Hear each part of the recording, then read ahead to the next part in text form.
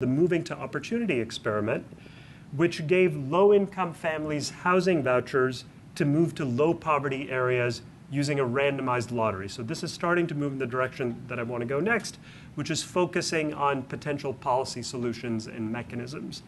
So in this particular case, people had thought for some time that neighborhood environments might matter, and so motivated by that, the US federal government spends about $25 billion a year on housing vouchers to try to let low-income people live in better areas, or at least better housing units. And the Moving to Opportunity experiment sought to test what the causal effects of those vouchers were. So this experiment involved about 5,000 families in 5 big cities in the US and was conducted in the mid-1990s. To give you a concrete sense of what this experiment did, let's focus on the case of New York. And so in New York, people were randomly assigned to either the control group, and a lot of those people lived in a very big housing project called the Martin Luther King Towers, which was in Harlem. It's still in Harlem.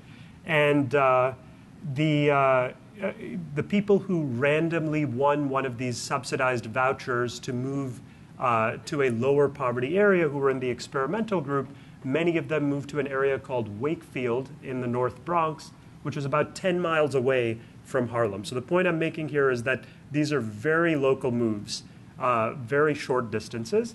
And essentially what we're going to do in this analysis is compare the outcomes of kids who happen to have the chance to grow up in the Bronx instead of the Martin Luther King Towers in Harlem.